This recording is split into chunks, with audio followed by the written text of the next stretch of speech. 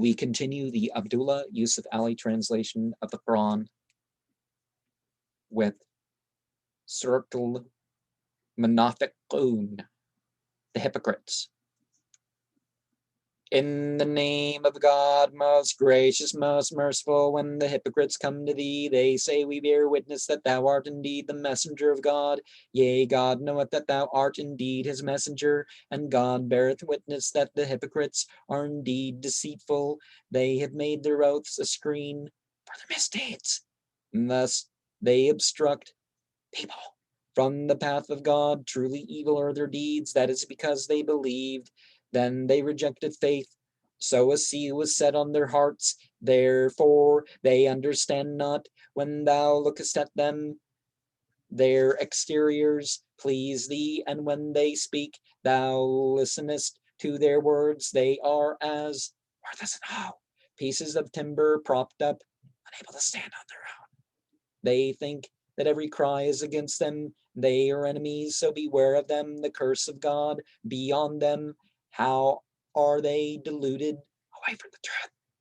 And when it is said to them, come, the messenger of God will pray for your forgiveness, they turn aside their heads, and thou wouldst see them turning away their faces in arrogance. It is equal to them whether thou pray for them their forgiveness or not. God will not forgive them. Truly, God guides not the rebellious transgressors. And we find out that what is forbidden, but it's a futile thing to pray for forgiveness of those disbelieving. In that respect, they are the ones who say, spend nothing on those who are with God's messenger, to the end that they may disperse and quit Medina, or whatever place nowadays, right? But to God belong the treasures of the heavens and the earth.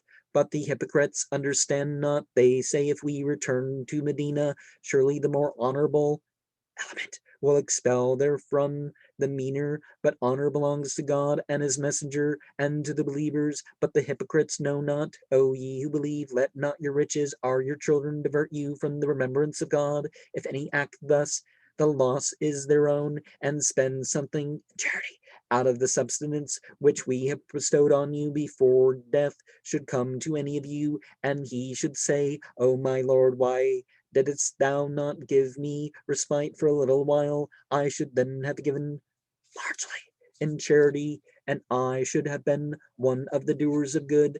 But to no soul will God grant respite when the time appointed for it has come, and God is well acquainted with all that ye do. And somebody has falsely claimed that this passage here is saying that, oh, you don't test it. No, it's these people were deniers. Lakadabun. They did it for deceitfully. It doesn't say that you don't testify Muhammad or Rasulullah, because certainly Muhammad or Rasulullah is also a phrase that we've encountered before in Surah 48, right?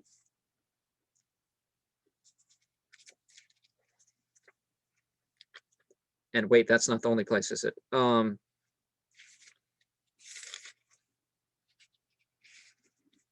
yeah, Surah 48, its last verse, which has all the Arabic letters, by the way, but it starts Muhammadur Rasulullah, and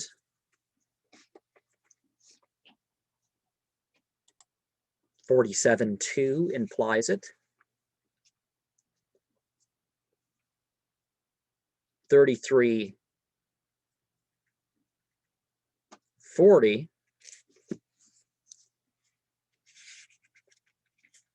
Okay, I want to be exact here. But yeah, it says Rasulullah. It just has some words in between that and Muhammad. And 144. That verse that addresses the fanatics. You know, fanaticism as in it being about the individual. But we again have Muhammadan Rasulu, and other places were indicated in a less direct manner, because of course Muhammad's only mentioned by name briefly. In those 4 verses.